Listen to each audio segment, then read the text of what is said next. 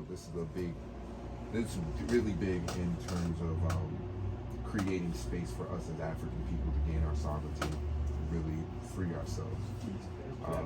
So I've been teaching people how to be not only investors but creators in the space, so that by the time it blows up, they have spaces to create.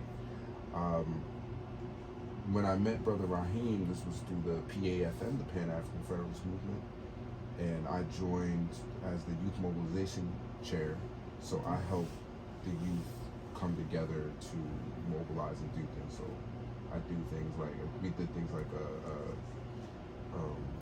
park cleanups and town hall meetings so they can have an opportunity to speak. But I really wanted to expand more onto the education side, especially with what they were doing with Pan-Africanism. So teaching children about what is Pan-Africanism. And while myself I don't have the biggest knowledge on African history, I do know people who are studious and scholars and even teach it themselves, but they don't have the space. So when Radio Rahim let me know and brought this to my attention, I was like, this is a great opportunity to bring spaces to the youth who have knowledge, who have passion about, where we want to go. Okay.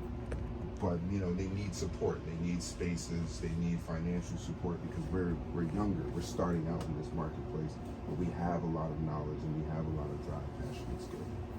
So, any questions first? Blockchain. Okay. So, yeah, go ahead.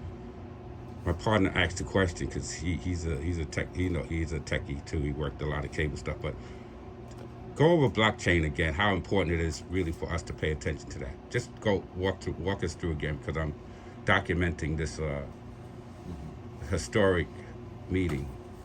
So throughout history, Africa, our people, we have been known to be the richest in resources, natural resources. But we have had it siphoned due to, other people basically being the agency of that resource. Agency of our resources. So we basically give them the resource and they make double on top of it and we make pennies of the dollar from it. Through the technology that we've seen today, the landscape has changed because we are able to now market our own things and be able to market directly to the consumer. But the one part that still keeps us back is that we still don't own these platforms where we are doing that marketing. So we still taking pennies of the dollar. There's still a lot of other hands touching our own agency, our own selling of our own products. With the youth plus this blockchain technology, which I'm going to go into next, we have the ability to sell our natural resource, which the natural resource I focus on is our essence, our expression, directly to consumers to be able to take the full residuals from our creations, which will then allow us to really build the structures that we've been asking for the last tired of asking, right, young brother? 50, 100 years. Tired of asking. We're not asking no more. We're taking over. This is that time because blockchain. The technology is making it available, and this blockchain technology will make it available. Why blockchain? Because blockchain is decentralized. Unlike Facebook, unlike any of these tech companies are not owned by one person. It's a protocol built on an open network that anyone can take a part of, and as long as you make a contribution and people agree to the contribution, people will add on to it, and its value is determined by the overall collective agreement. So as most people know, our culture is so rich. If you put our culture out there, people are going to gravitate towards it and say, this is hot. And then we'll be able to directly monetize off it and create structures where we can build on top of that, and then take that and bring it into the physical world, which can then help, fund our own structures physically. And generational wealth. Talk about that. Let's go to. Can you introduce yourself again? My name is Bubbles. Bubbles, talk to us, Bubble, about generational wealth and group economics. Brother Nile mentioned group economics, so Could you expand for folks a little bit what you know about group economics and how you use it? I know you guys have been practicing that already. Well, and I want to come back with a question for Brother Nile. Okay, well, definitely building community is very essential. We need to be able to come together, as Nile was saying, and having that safe community and like a space where we can actually do that, because there's a lot of time where we have all of these ideas, we have this creativity, we know people will gravitate towards it. However, it's like, where do we do it?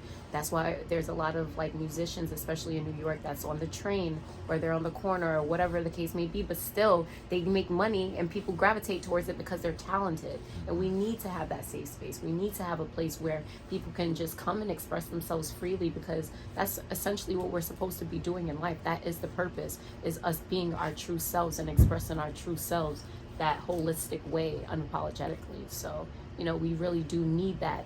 And Africa is the root of everything. And that generational wealth is something that is essential for us to build for our children. The youth is very essential. The way that the music is affecting the youth right now is horrid.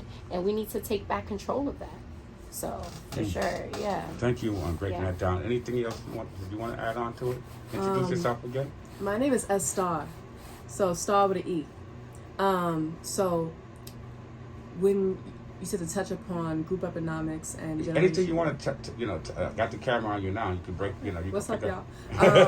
So I would say that it is vital that we invest in ourselves and in our communities, and finding, the resource to pour into. That directly funnels all of that energy, because primarily what wealth are the resources you want to identify that we have that we're not sufficiently grouping? What's an example of a resource that we are, and there's many of them. Go ahead. I would say knowledge. I would say knowledge. I think that is the source of wealth, right? Because wealth is also holistic health, so you need the knowledge in order to enact that.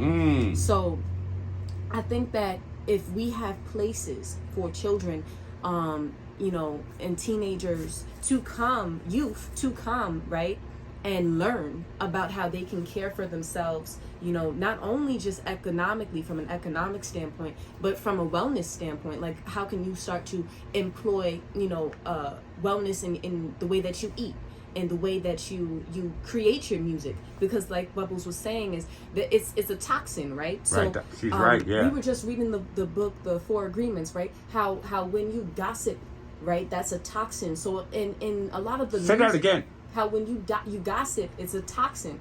So you're spreading a toxin when you start to gossip about other people and other sources and things of that nature. Wow. But that's been built into the infrastructure of our music, of our media.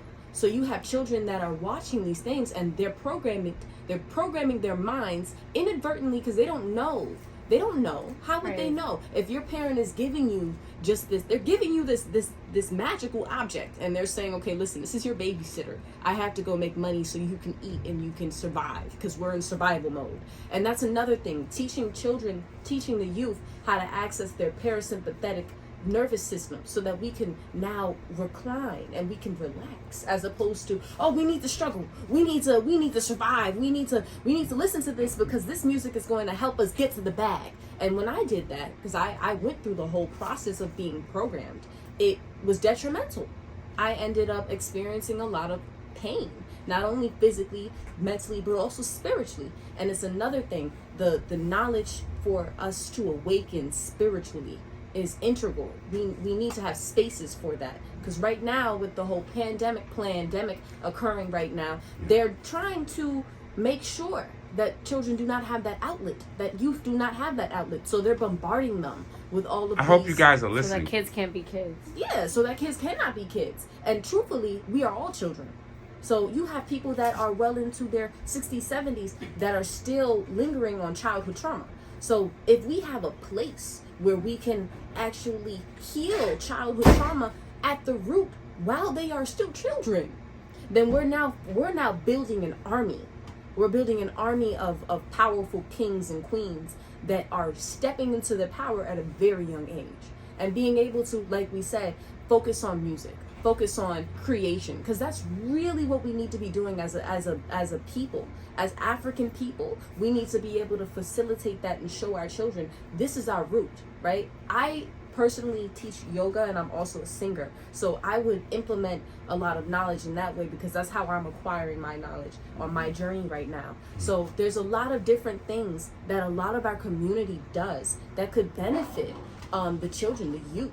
You know, it's not only just yoga, but it's also herbalism. It's also, you know, providing a creative outlet, whether that be, because Bubbles is also, she's an artist. So you have artists here that can collaborate and also provide a situation or an event for children to come to express themselves, open mics and things like that, where we also practice collective breathing and things of that nature. So that I have a lot to say. Okay, I appreciate you. I appreciate you. I appreciate that energy that's in the room right now. And okay, so I'm gonna stop.